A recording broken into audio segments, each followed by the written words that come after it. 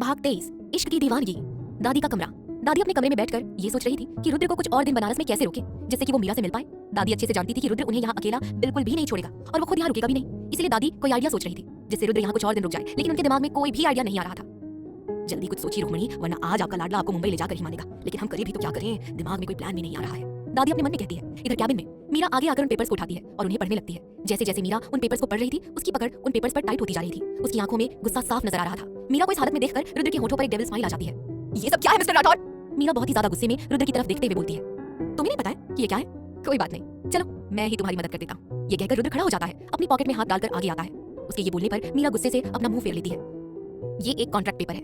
रुद्र जब ये बोलता है तो मीरा चौंक कर उसे देखती है, जिन पर लिखा है कि आज से तुम वही करोगी जो मैं चाहूंगा, मेरी सारी बातें मानोगी, मुझसे कोई भी आर्गुमेंट नहीं करोगी। सीधे शब्दों में कहूं तो बल्कि आज से अभी से तुम्हारे ऊपर सिर्फ और सिर्फ मेरा हक है। तुम्हारे काम पर, तुम कहाँ रहोगी, तुम क्या काम करोगी, तुम्हारा कुछ भी करना या ना करना, सब कुछ, मतलब सब कुछ।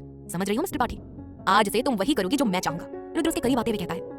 आपको समझ भी आ रहा है मिस्टर राठौर कि आप क्या बोले जा रहे हैं? मैं इन पेपर्स की किसी भी बात को नहीं मानती और मैंने आपको पहले भी कहा है कि मैं कोई चीज या प्रॉपर्टी नहीं हूं। जब मनाया आपने नाम कर लिया, समझे आप? मीरा गुस्से में उन पेपर्स को मेज पर फेंकते हुए कहती है। मानना तो तुम्हें पड़ेगा मिस मीरा, एक बार ध्यान से इन पेपर्स को देखो, इन पर तुम्हारे साइन है। तुम इसका मतलब समझती नहीं हो ना? तुमने इन पेपर्स पर लिखी हुई सारी कंडीशंस को अच्छे से पढ़कर इन पर साइन किए हैं और तुम इन सब से एग्री करती हो, तो ना मानने का तो सवाल ही नहीं उठता है। रुद्र चेयर पर फिर से बैठते हुए कहता है। आपने इन पेपर्स पर मेरे साइन धोखे से लिए हैं, इसलिए आप इन पेपर्स पर लिखी हुई किसी भी बात को मानने के लिए मेरे साथ जबरदस्ती नहीं कर सकते। ये सब गलत है और जबकि ये सिर्फ एक धोखा है तो मेरा यहाँ रुकना भी कोई जायज नहीं है, इसलिए मैं यहाँ से जा रही हूँ। मीरा ये बोलकर वहाँ से मुड़कर जाने लगती है। मीरा दरवाजे तक पहुंचकर जैसे ही कैबिन के दरवाजे को खोलने के लिए अपना हाथ आगे बढ़ाने वाली होती है कि पीछे से रुद्र की आवाज आती है। अगर तुमने एक कदम भी आगे और बढ़ाया तो इसका अंजाम शायद तुम्हें बिल्कुल अच्छा नहीं लगेगा मीरा। रुद्र अपने कोट के बटन को लगाते हुए कहता है। मीरा उसकी बात सुनकर थोड़ी डर जाती है। वो कितना भी रुद्र के आगे अपने आप को मजबूत दिखाने की कोशिश करे, लेकिन उसके सामने वो कमजोर पड़ ही जाती थी। मीरा पीछे पलटकर उसकी तरफ देखती है। आप कहना क्या चाहते हैं? मीरा अपने आप को शांत रखने की कोशिश करते हुए कहती है। मीरा देखती है कि रुद्र चेयर से उठकर उसकी तरफ आने लगता है। उसे अपने पास आते देखकर मीरा घबरा जाती है। रुद्र उसके पास आकर मीरा की कमर को पकड़कर अपने पास खींच लेता है। मीरा, अगर तुमने इन पेपर्स की कंडीशन मानने से इनकार किया तो तुम इस होटल के मालिक को अच्छे से जानती हो कि उसका नाम क्या है। रुद्र उसकी आंखों में देखते हुए कहता है। आशीष भाई। मीरा के मुंह से धीरे से आशीष का नाम निकलता है। यस, आशीष दीक्षित। आशीष का ये होटल जो उसकी जिंदगी है, इस होटल का ओनर, यही उसका सब कुछ है ना? तो बात ये है कि अगर तुमने वो नहीं किया जो मैं चाहता हूँ तो आशीष अपने इस होटल को हमेशा हमेशा के लिए खो देगा और इसकी जिम्मेदार सिर्फ तुम होगी। रुद्र अपनी बालों की लट से खेलते हुए कहता है। रुद्र की बात सुनकर मीरा को झटका लगता है। वो गुस्से भरी नजरों से रुद्र को देखती है। आप ऐसा कुछ नहीं करेंगे मिस्टर राठौर। मीरा गुस्से से कहती है। मैं ऐसा कर सकता हूँ मीरा, इनफैक्ट तुम चाहो तो तुम्हें अभी ऐसा करके दिखा भी सकता हूँ, देखना है क्या? रुद्र एक डेविल स्माइल के साथ ये कहता है। ये सुनते ही मीरा डर जाती है। रुद्र की बातों से ऐसा लग रहा था कि वो बिल्कुल भी झूठ नहीं बोल रहा है। मैं जानती हूँ आशीष भाई के लिए होटल उनके लिए सब कुछ है। मेरी वजह से मैं उनकी जिंदगी नहीं छीन सकती हूँ, लेकिन जो मिस्टर राठौर कह रहे हैं मैं वो कर भी नहीं सकती हूँ। महादेव प्लीज मेरी मदद कीजिए। मीरा अपने मन में कहती है। क्या हुआ मिस त्रिपाठी, क्या सोच रही हो? वैसे जो तुम सोच रही हो बिल्कुल सही सोच रही हो। अगर ये होटल नहीं रहा तो आशीष का क्या होगा? और तुम्हारे महादेव भी यही चाहते हैं कि तुम वही करो जो मैं चाहता हूँ। रुद्र कॉन्फिडेंस के साथ बोलता है। मीरा उसके बोलने पर अपनी सोच से बाहर आती है। उसे विश्वास नहीं हो रहा था कि रुद्र ने उसके मन की बात कैसे जान ली। मैं ऐसा कुछ नहीं करूंगी, मीरा गुस्से में कहती है। उसकी बात सुनकर रुद्र को हंसी आ जाती है। उसका हंसना मीरा को डरा रहा था। ऐसा लग रहा था जैसे कोई डेविल हंस रहा हो। मीरा, तुम्हारे पास ज्यादा टाइम नहीं है, आज तुम्हारी बेस्ट फ्रेंड की शादी है, जाओ उसे अटेंड करो। रुद्र स्माइल के साथ बोलता है। आपको कैसे पता कि आज मेरी बेस्ट फ्रेंड की शादी है?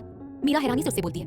मुझे तुम्हारे बारे में सब कुछ मालूम है और अब तुम्हारे पास कोई और रास्ता भी नहीं है। आज शाम को 5 बजे तुम्हारे घर कार तुम्हें एयरपोर्ट लेने के लिए आ जाएगी, तो अच्छे बच्चे की तरह अपना सामान तैयार रखना, क्योंकि आज तुम हमेशा के लिए मेरे साथ बनारस छोड़कर मुंबई जा रही हो। सी यू एट इवनिंग। ये बोलकर रुद्र मीरा के गाल पर किस कर लेता है। रुद्र मेज से उन पेपर्स को उठाकर अपनी कोट की जेब में रख लेता है। जैसे ही कैबिन के दरवाजे पर पहुंचता है तो पीछे मुड़कर मीरा की तरफ देखकर आई विंक करता है और कैबिन से निकलकर चला जाता है। मीरा को उसकी बात सुनकर बहुत बड़ा झटका लगता है। वो वहाँ सिर्फ एक मूर्ति की तरह खड़ी रह जाती है। रुद्र के जाते ही वो जमीन पर झटके से बैठ जाती है। उसकी आंखों से आंसू बहने लगते हैं। अब तुम्हारे पास कोई और रास्ता भी नहीं है। आज शाम 5 बजे तुम्हारे घर कार तुम्हें एयरपोर्ट लेने के लिए आ जाएगी। अपना सामान तैयार रखना, क्योंकि आज तुम हमेशा के लिए मेरे साथ बनारस छोड़कर मुंबई जा रही हो। मीरा अपनी सोच में खोई हुई रो रही थी। तभी उसकी फोन की घंटी बजती है। मीरा फोन की आवाज सुनकर अपना फोन देखती है तो उसे सोनू फोन कर रही थी। मीरा जल्दी से अपने आंसुओं को पोंछती है और सोनू के फोन को उठा लेती है। हेलो, मीरा अपनी आवाज सही करते हुए कहती है, क्योंकि उसकी आवाज सुनकर सोनू को उसकी दुखी होने का पता चल जाता है, जो कि मीरा नहीं चाहती। हेलो की बच्ची, कहाँ रह गई है तू? तुझे पता है ना जब तक तू नहीं आएगी मैं शादी नहीं करूंगी। अभी तुझे और कितनी देर लगेगी वहाँ? सोनू लगातार उस पर सवालों की झड़ी लगा देती है। अरे रुक जा राजधानी एक्सप्रेस, सांस ले ले थोड़ा, बस काम हो ही गया और मैं होटल से निकल ही रही हूँ। तू चिंता मत कर, मैं थोड़ी देर में पहुंच जाऊंगी। आज तो तुझे विदा करना ही है। हाँ मीरा जबरदस्ती हंसते हुए कहती है। ठीक है समझ गई, तुझे मुझे यहाँ से भगाने की बहुत जल्दी है ना? चल अब जल्दी आ जा। सोनू ये बोलकर फोन कट कर देती है। सोनू के फोन कट करते ही मीरा की आंखों में रुके हुए आंसू बहने लगते हैं। ये सब सोनू को कैसे बताऊंगी? आज उसकी शादी है और वो कितनी ज्यादा खुश है। अगर मैंने उसे सब कुछ बता दिया तो वो बहुत ज्यादा परेशान हो जाएगी और अपनी शादी से इनकार न कर दे। नहीं, मैं उसे कुछ नहीं बताऊंगी। एक बार सोनू की शादी हो जाए और वो जय के साथ दिल्ली चले जाए, फिर मुझे जो करना है मैं वो करूंगी। मीरा अपने आंसुओं को पोंछते हुए अपने मन में बोलती है और उसके बाद खड़ी हो जाती है। मीरा कैबिन से बाहर आती है और रिसेप्शन पर उस फाइल को देती है। फिर होटल से बाहर आती है। मीरा होटल से बाहर आकर वो एक ऑटो को रोक लेती है और उसमें बैठकर कोर्ट के लिए निकल जाती है। अब आगे क्या होगा जानने के लिए सुनिए इश्क की दीवानगी, सिर्फ और सिर्फ प्रतिलिपि एफएम पर। भाग 24 इश्क की दीवानगी। होटल से निकलने के बाद मीरा पूरे रास्ते भर रुद्र की कही बातों के बारे में सोचती रही। इस वक्त वो सबसे ज्यादा इस बात से परेशान थी कि वो कैसे सोनू को रुद्र की बातों के बारे में बताएगी। उसे बताए भी या ना बताए, इसी उधेड़बुन में मीरा बहुत ज्यादा दुखी और परेशान हो रही थी। होटल। दादी, आपने हमें बुलाया? रुद्र दादी के कमरे में अंदर आते हुए कहता है। हाँ रुद्र, हमें आपसे कुछ बात करनी थी। दादी बोलती है, दादी हमें भी आपको कुछ बताना है। रुद्र स्माइल के साथ बोलता है, बताइए रुद्र, आपको क्या बताना है?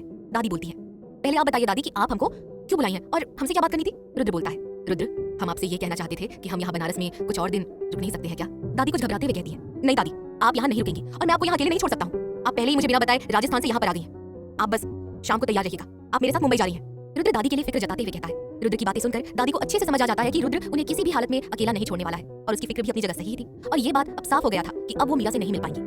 ठीक है रुद्र, हम सब मुंबई जा रहे हैं। दादी बोलती है, दादी मुझे बहुत जरूरी काम है, मैं आपसे बाद में बात करता हूँ। रुद्र अपने मोबाइल की तरफ देखते हुए दादी से कहता है और कमरे से बाहर चला जाता है। अब हम कभी भी मीरा से नहीं मिल पाएंगे, अब तो आप ही कुछ कीजिए महादेव। दादी मन ही मन महादेव से प्रार्थना करते हुए कहती है। कोर्ट। ऑटो कोर्ट के बाहर आकर रुकता है। मीरा निकलकर पैसे देती है और कोर्ट के अंदर जाने लगती है। मीरा के कदम तो चल रहे थे पर उसका दिल और दिमाग किसी और बात को लेकर जद्दोजहद में लगा हुआ था।